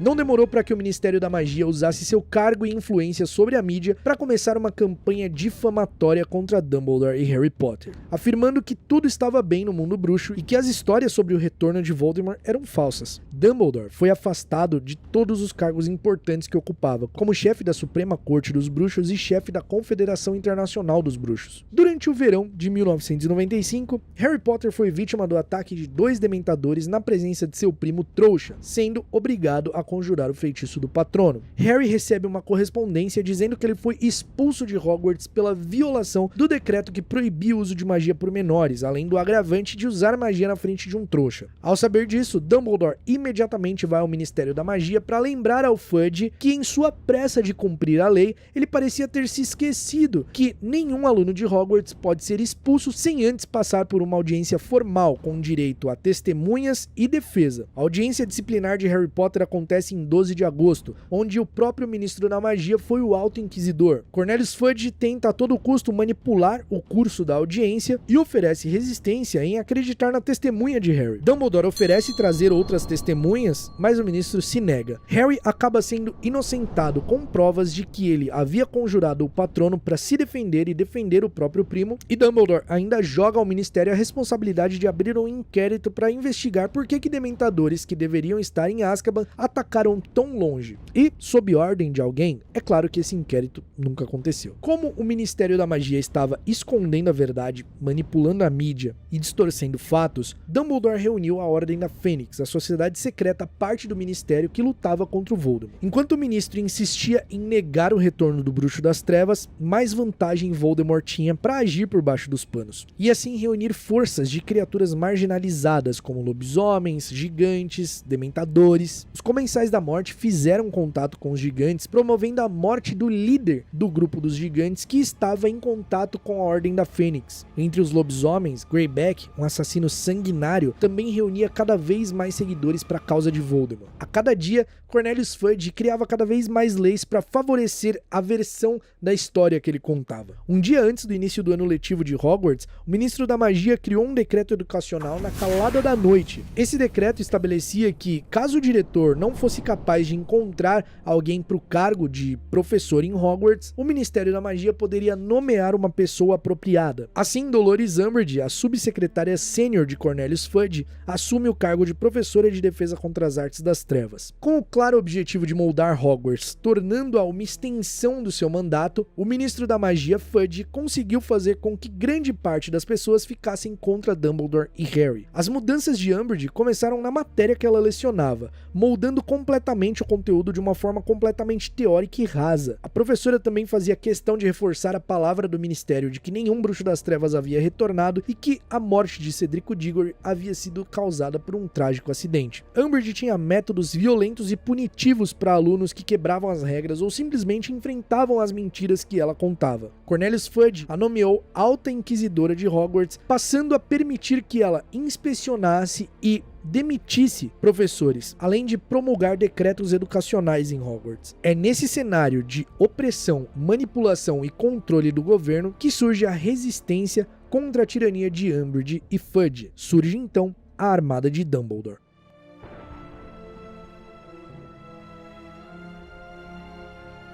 Cansados das mentiras do ministério, de não estarem aprendendo a se defender como deveriam e diante de um cenário de constante ameaça, Harry, Ron e Hermione reúnem alunos com um objetivo em comum: aprender a se defender de possíveis ataques das forças das trevas e combater o terror de Voldemort e seus seguidores, além das mentiras e manipulação do Ministério da Magia. Durante as reuniões, Harry ensinava aos alunos os feitiços que sabia e os colocava para treinar. Harry foi diretamente responsável pela melhora na qualidade de batalha dos alunos da Armada de Dumbledore, além de ensiná-los feitiços poderosos como o feitiço do patrono. Em contrapartida, Umbridge proibiu todas as reuniões de alunos e instituiu a Brigada Inquisitorial, um grupo de alunos e do zelador que contribuíam com seus atos tiranos e sádicos, apanhando qualquer aluno que violasse as regras estabelecidas pelo novo regime. Depois de algumas reuniões, a Armada de Dumbledore acaba sofrendo uma traição, o que acaba resultando no afastamento de Dumbledore de Hogwarts. O diretor assume a responsabilidade pela organização e mente, dizendo que instruiu Harry a formar um exército para ele. Dumbledore seria preso por conspiração e traição ao governo, mas ele se esconde em Hogwarts. Dolores Umbridge assume a direção da escola e, como tinha preconceito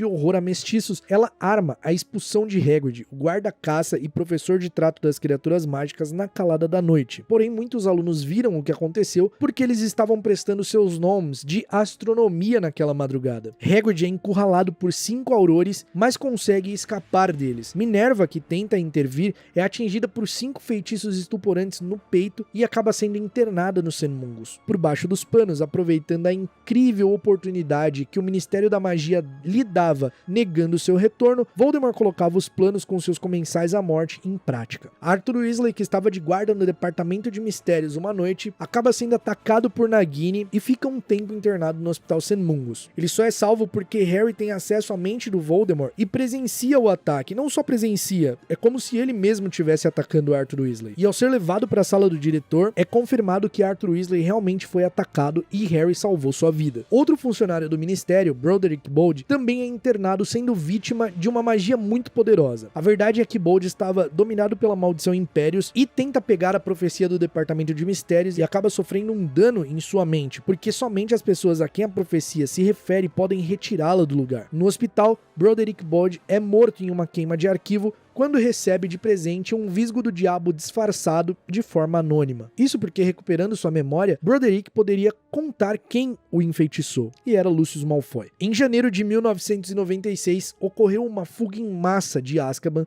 onde 10 dos mais notórios prisioneiros escaparam. Todos eles tinham ligação com Voldemort e eram de máxima periculosidade. O Ministério da Magia não teve escolha e precisou noticiar essa fuga. É claro que eles tentaram associá-la ao Sirius Black, que havia fugido 2 anos antes, e era primo de Bellatrix Lestrange. Só que mesmo as pessoas que acreditavam no que o Ministério estava falando, começaram a suspeitar e viram que aquilo não fazia sentido. Se estava tudo bem, se Voldemort não havia retornado, por que 10 prisioneiros diretamente ligados a ele no passado escaparam e como eles escaparam. Naquele ano, Harry dá uma entrevista a Rita Skeeter dizendo tudo o que aconteceu no retorno do Voldemort, todos os nomes que estavam no cemitério, como Cedrico morreu detalhadamente, e essa entrevista é publicada na revista O Pasquim, que publicava tudo que o Profeta Diário não publicava. Logo, a circulação da revista foi proibida em Hogwarts. 5 meses depois, Voldemort consegue com sucesso implantar uma visão na mente de Harry, onde ele estava torturando Sirius Black para conseguir chegar até algo no Departamento de Mistérios. Harry cai na armadilha e, reunido de alguns membros da Armada de Dumbledore, invade o Ministério da Magia. Lá,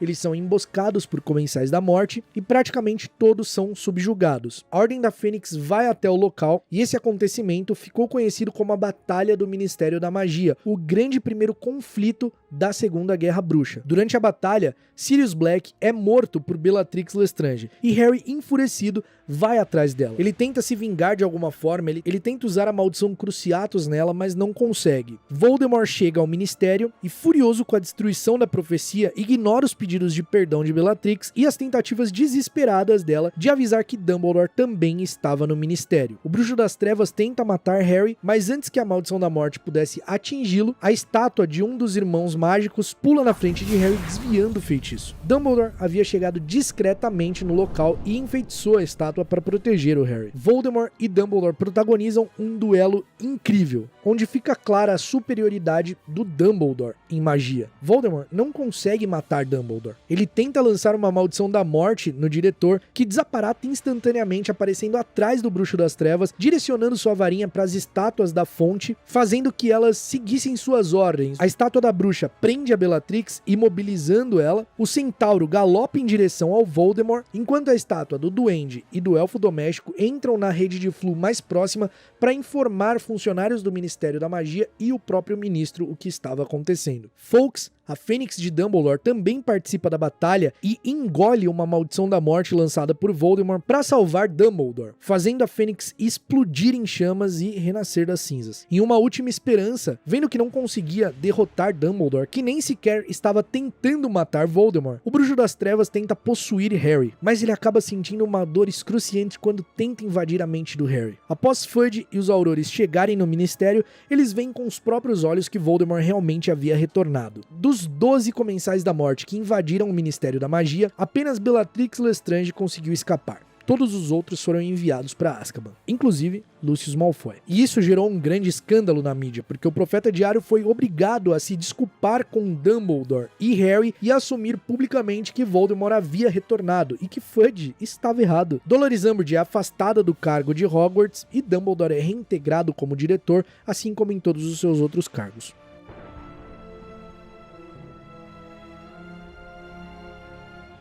Como o retorno de Voldemort não era mais um segredo, os Comensais da Morte retomaram o seu modus operandi: terrorismo. Eram sequestros, assassinatos em massa, espalhar pânico e caos. Houve inúmeras vítimas, tanto trouxas quanto bruxos. O ministro Cornelius Fudge se recusou a entregar o ministério na mão dos Comensais da Morte e, em retaliação, eles destruíram a ponte de Brockdale, causando o afogamento de diversos trouxas. Florian Fortescue, Garrick Ollivanders e um bruxo chamado Octavius Pepper desapareceram. Igor Karkaroff foi encontrado morto com a marca negra pairando sobre a casa onde ele estava. Emelina Vence, membro da Ordem da Fênix, foi assassinada e Amelia Bones, chefe do Departamento de Execução das Leis da Magia, também foi executada. Depois de ter negado o retorno de Voldemort e toda a campanha difamatória contra Harry e Dumbledore, além dos desaparecimentos e assassinatos, Fudge foi destituído do cargo de ministro da magia e substituído por Rufus Scrimgeour, que era então o chefe do quartel-general dos Aurores na época. Infelizmente, o ministério, mesmo com as consequências da negação de Fudge como exemplo,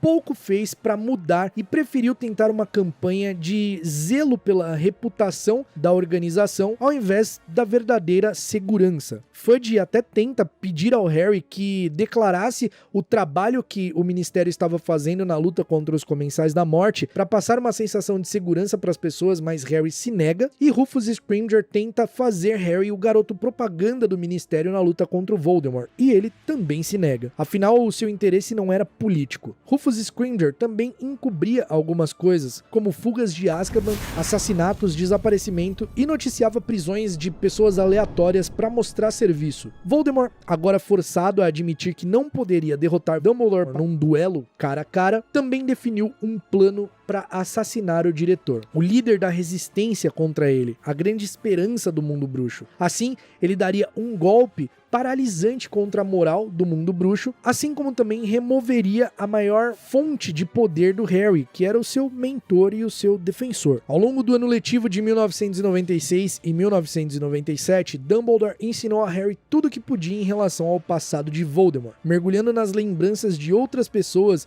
e seres relacionadas ao Bruxo das Trevas de alguma forma, e assim eles teriam informações que poderiam ser úteis na luta contra ele. Sem Voldemort sequer sonhar que Dumbledore sabia seu segredo, sabia sobre suas valiosas Horcruxes, o diretor e o menino que sobreviveu partiram em busca de uma das partes da alma do Bruxo das Trevas e a encontraram. Em junho de 1997, Draco Malfoy, que passou o ano inteiro tentando cumprir sua missão de matar Dumbledore e fracassando, consegue contrabandear para dentro de Hogwarts alguns comensais da morte. Esse episódio ficou conhecido como a Batalha da Torre de Astronomia, e embora não tenha ocorrido de fato na torre, foi lá que Dumbledore acabou sendo assassinado por Snape, o símbolo da resistência contra Voldemort, o maior mentor de Harry Potter, aquele que trazia esperança para o mundo bruxo, estava morto. A morte de Dumbledore foi um choque para a sociedade. Agora todas as esperanças estavam em Harry, que era tido como o eleito, o único capaz de derrotar Voldemort.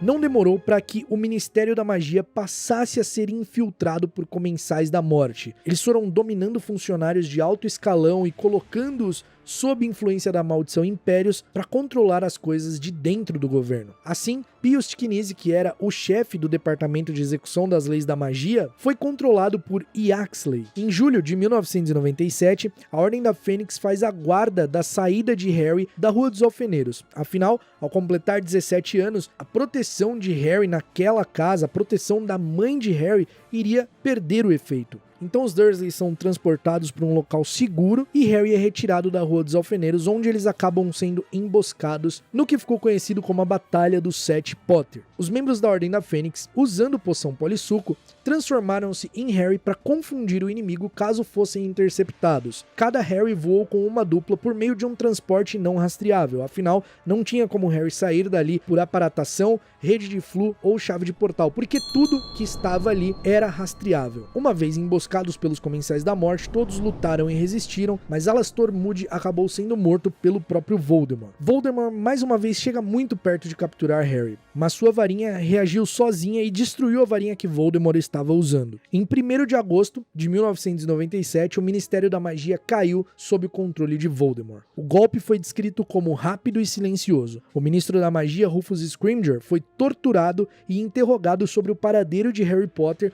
mas ele não falou nada, mesmo sabendo que Harry estava na Toca, casa da família Weasley, protegida por feitiços do Ministério da Magia. O ministro foi morto e Pius Tikinizi assumiu o cargo como ministro fantoche de Voldemort após a tomada do poder. O próprio Voldemort não declarou liderança aberta. Ao invés disso, ele optou por ficar no sigilo, usando a confusão para manter a desconfiança e o medo do povo entre si, evitando uma rebelião. Assim que o Ministério da Magia foi tomado, os feitiços de proteção da Toca e de todos os lugares envolvidos com a Ordem da Fênix foram desfeitos. Kingsley Shacklebolt envia um patrono mensageiro ao casamento de Guy Fleur para avisar que o ministro estava morto e que os Comensais da Morte estavam a caminho. Harry, Ron e Hermione conseguem escapar e se infiltram em meio aos trouxas no centro de Londres. Imediatamente um feitiço tabu foi colocado no nome de Voldemort, afinal Dumbledore vivia encorajando os membros da Ordem da Fênix se referirem ao Bruxo das Trevas pelo nome e Harry se referia a Voldemort assim, então essa era uma forma de rastrear esses bruxos. É dessa forma que Harry, Ron e Hermione são emboscados na cafeteria por dois Comensais da Morte, mas conseguem escapar. Eles neutralizam os Comensais, apagam as memórias deles e conseguem fugir. Enquanto isso, os Comensais da Morte interrogaram aqueles que estavam na Toca no casamento do Guy da Fleur e também invadiram outros locais afiliados à Ordem, colocando fogo na casa de Daedalus Diggle e torturando Ted e Andrômeda Tonks. Outra grande ação do regime de Voldemort foi apontar Harry como um dos principais suspeitos da morte de Dumbledore e espalhar cartazes de procurado para que ele fosse depor a respeito da noite em que o diretor foi morto, afinal ele foi visto correndo da torre de astronomia. Um golpe bem inteligente para mudar a imagem de salvador que o Harry tinha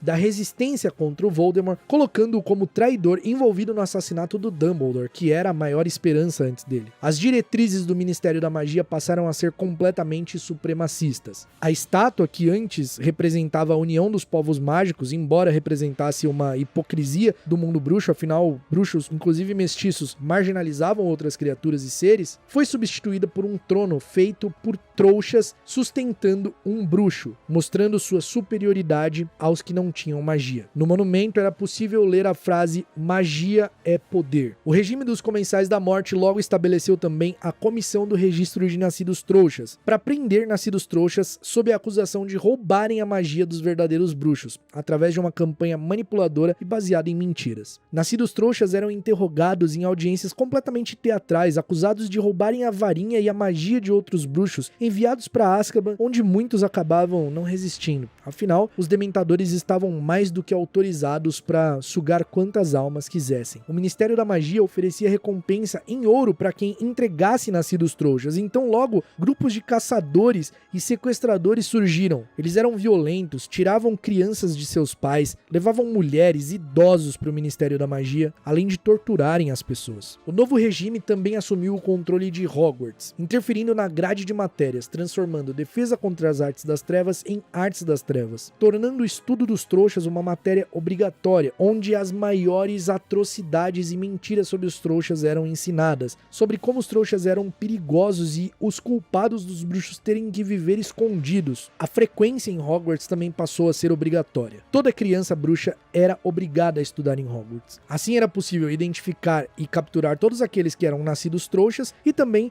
fazer com que jovens fossem moldados através da ideologia na escola e se tornassem cidadãos que seguiam o regime. Severus Snape foi nomeado diretor, enquanto os irmãos Alecto e Amico Carroll assumiram os cargos de Artes das Trevas e Estudo dos Trouxas. Apesar do aparente absurdo que eram essas novas políticas, elas foram eficazes. A intenção de Voldemort em espalhar o medo, confusão e manter o controle fez com que grande parte dos cidadãos aceitassem as mudanças. Enquanto isso, Harry Potter, ao lado de Ron Weasley e Hermione Granger, continuavam a missão deixada por Dumbledore de caçar e destruir Horcruxes de Voldemort. Depois de escapar da cafeteria, eles se escondem no Largo Grimmauld, o antigo esconderijo da Ordem da Fênix. Lá, Harry acaba descobrindo que a verdadeira Horcrux havia sido roubada por Mundungus Fletcher, que vivia fazendo visitas no Largo Grimmauld, roubando itens dos Blacks para vender, e o medalhão acabou sendo confiscado por Umbridge, que no novo regime era chefe da comissão de registro dos nascidos trouxas no Ministério da Magia. Depois de um mês planejando, fazendo reconhecimento de tudo, o trio se transforma em funcionários do Ministério da Magia,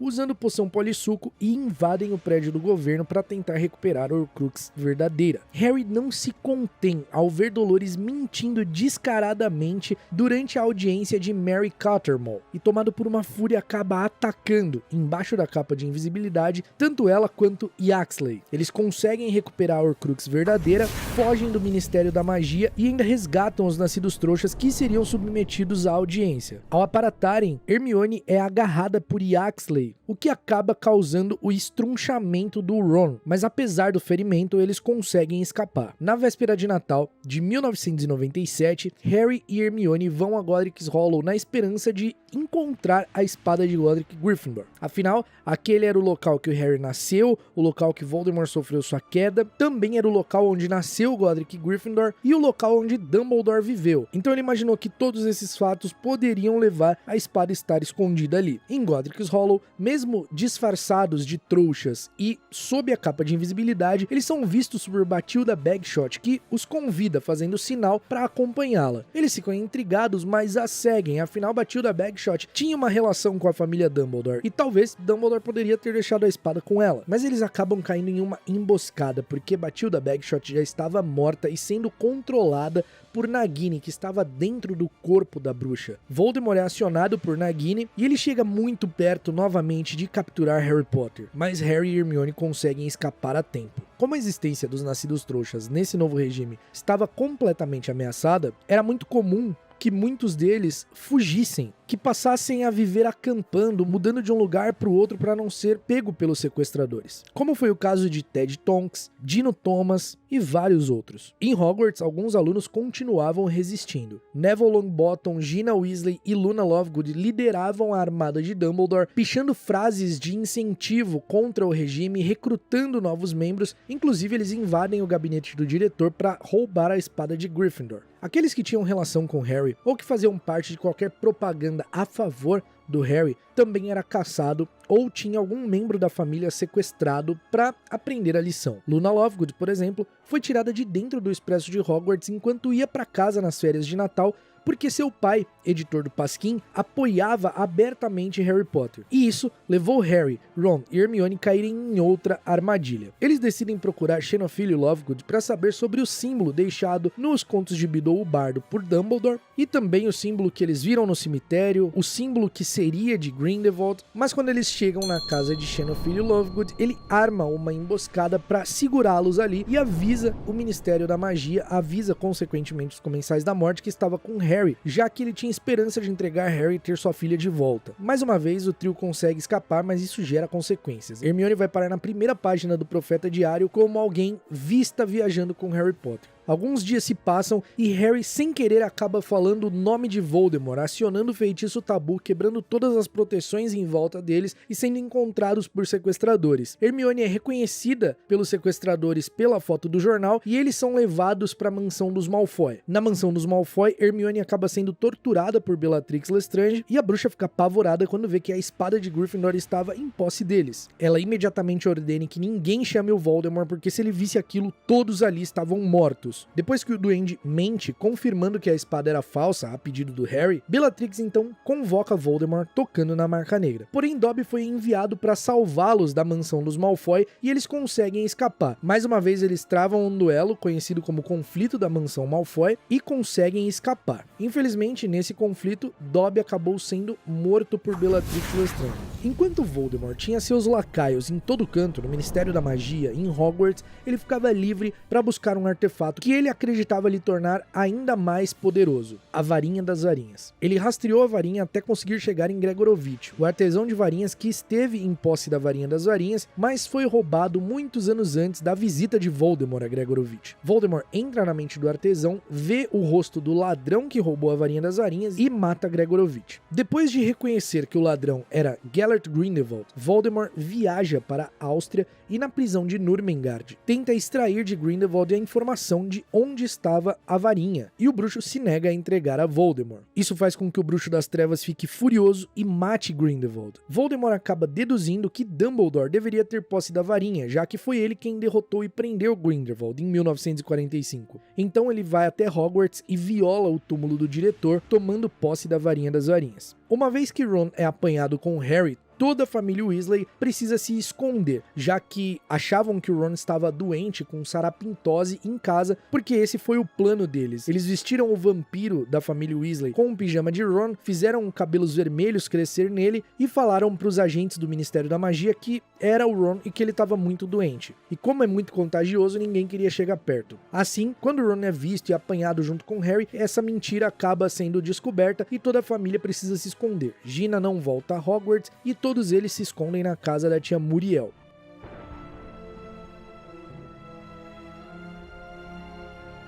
Ao perceberem a reação de Bellatrix Lestrange ao ver a espada de Gryffindor, Harry desconfia que no cofre dos Lestrange poderia ter um Horcrux de Voldemort. Junto com Grampo, eles planejam invadir o banco. No dia 1º de maio de 1998, usando um cabelo da Bellatrix que caiu no suéter de Hermione enquanto a bruxa a torturava, o trio preparou a poção polissuco para que Hermione pudesse se disfarçar, e então Hermione transfigura algumas feições de Ron para disfarçá-lo de um bruxo estrangeiro. Harry e Grampo ficam sob a capa de invisibilidade, e assim eles partem ao beco diagonal para invadir o banco de Gringotts. Com a ajuda de Grampo e Harry usando o feitiço Confundos e a maldição Impérios, eles conseguem entrar no banco e ter acesso aos cofres. Eles entram no cofre dos Lestrange, localizam a Horcrux, mas Grampo acaba os traindo, fugindo com a espada no momento em que são cercados. Sem ter opções de saída ou rota de fuga, o trio monta nas costas do dragão e o liberta, empreendendo uma fuga impressionante do banco de Gringotts, montado nas costas do dragão, destruindo parcialmente o banco e saindo para as ruas do beco diagonal e posteriormente para os céus de Londres. Pouco depois,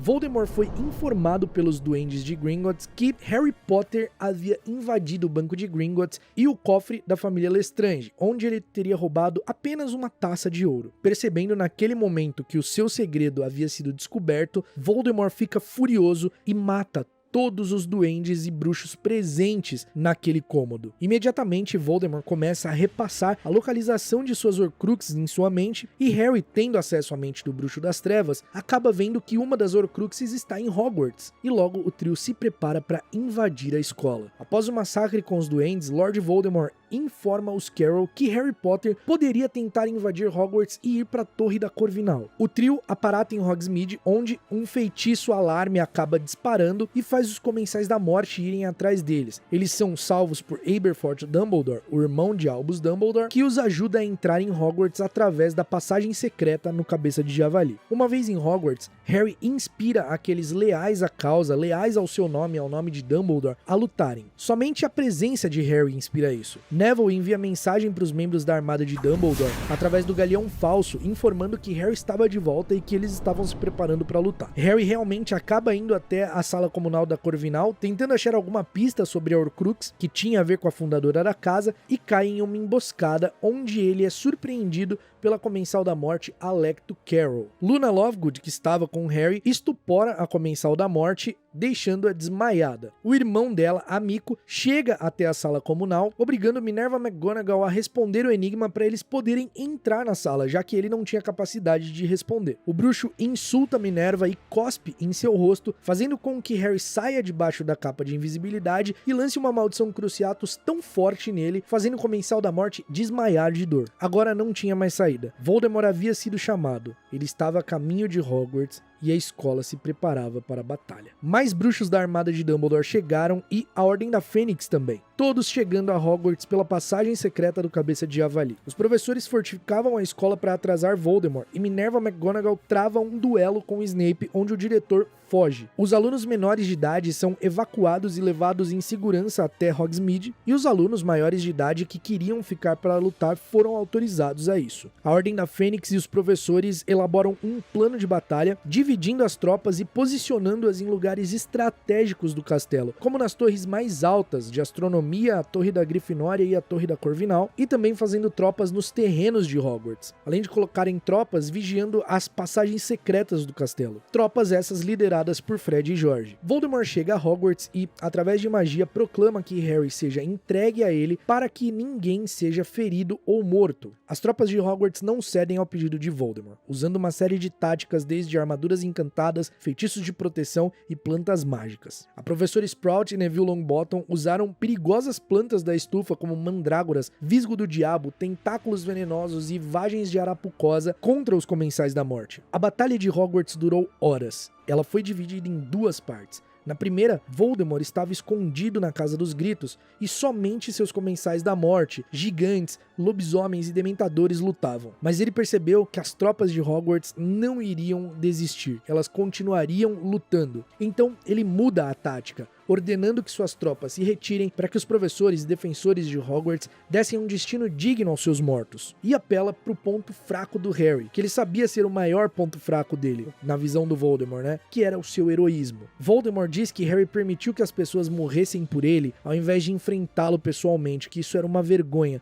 colocando um peso enorme no Harry e fazendo ele se sentir culpado. Harry já tinha encontrado e destruído o diadema de Ravenclaw. Agora faltava apenas Nagini. Harry entra na mente do Bruxo das Trevas para saber onde ele estava e vai até a Casa dos Gritos, que era onde a cobra estava. Ao chegar, sob a capa de invisibilidade, Harry presencia Voldemort matar Snape para ter a verdadeira posse da Varinha das Varinhas. Afinal, era Snape quem tinha matado Dumbledore, então deveria ser o legítimo dono da varinha. Voldemort ordena que Nagini mate seu servo e ele é deixado para trás agonizando. Instintivamente, Harry tenta proteger Snape, tenta estancar o seu ferimento e a única coisa que o professor consegue fazer é colocar para fora suas lembranças, pedindo para que Harry levasse-as para a penseira. Nas lembranças, Harry descobre toda a relação de Snape com sua mãe e que esse tempo todo era ele quem estava ajudando em momentos cruciais, mandando a corça prateada, colocando a espada no lago, além de ser um homem fiel ao Dumbledore, onde a morte do diretor foi combinada. Harry também descobre que era uma Horcrux de Voldemort. A Horcrux que o Voldemort nunca pretendeu criar, que ele nem sabia que existia. Então ele precisava ser morto pelo Bruxo das Trevas, porque enquanto ele vivesse, o Voldemort não poderia ser morto. Harry aceita o sacrifício e se entrega a Voldemort, mas não morre, mesmo depois de ser atingido por uma maldição da morte e nem sequer se defender. Voldemort também é derrubado no momento em que o feitiço atinge Harry. E quando Harry retoma a consciência, Voldemort ordena que chequem se ele estava morto. Quem confere é Narcisa, que coloca a mão no peito de Harry e sente o coração dele batendo. Percebendo que Harry estava vivo, ela sussurra perguntando se seu filho Draco estava vivo, e Harry confirma de forma muito discreta. Narcisa trai Voldemort,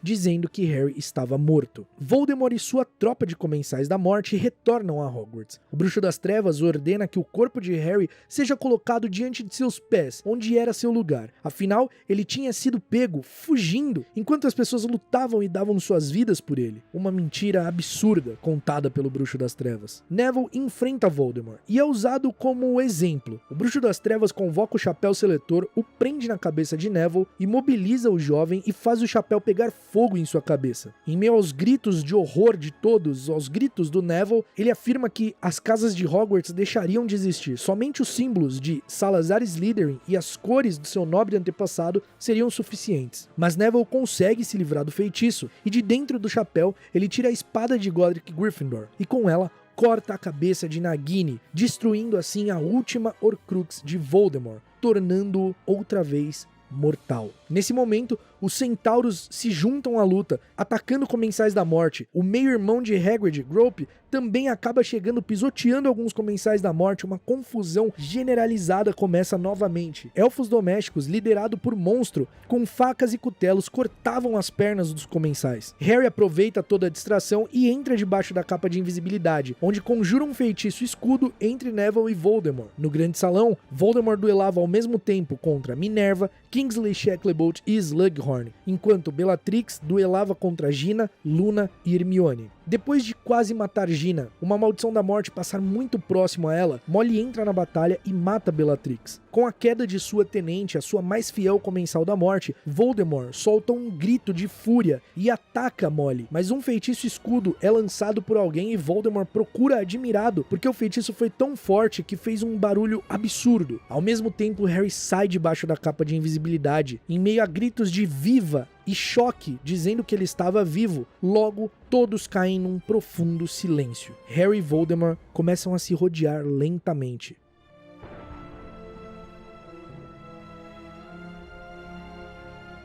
Harry pede para que ninguém se meta, porque ele deveria acabar com Voldemort. Era daquele jeito que tinha que ser. O Bruxo das Trevas debocha, dizendo que aquela não era a forma que Harry fazia, que ele sempre usava alguém de escudo. Harry, com simplicidade, responde que não usaria ninguém de escudo, que as Horcruxes de Voldemort estavam destruídas, que agora eram somente eles, e um dos dois partiriam para sempre. Harry joga na cara de Voldemort seus maiores erros, afirma que Dumbledore morreu porque quis, que Snape não estava do lado dele e que Voldemort sequer possuía a varinha das varinhas. Harry oferece a Voldemort, o chamando de Tom, a chance de se arrepender, de sentir remorso, e isso atinge Voldemort como um tapa na cara. Ele, o maior bruxo das trevas, o maior bruxo de todos os tempos, jamais sentiria remorso, jamais demonstraria arrependimento. Então, ao mesmo mesmo tempo, Voldemort e Harry disparam feitiços um contra o outro. Voldemort lança uma maldição da morte e Harry lança um Expelliarmus. O estampido foi de um tiro de canhão. As chamas douradas que jorraram entre as duas varinhas do centro absoluto do círculo que eles tinham descrito marcaram o ponto em que os feitiços colidiram. Harry viu o jato verde da maldição de Voldemort ir de encontro ao seu próprio feitiço. Viu a varinha das varinhas voar para o alto,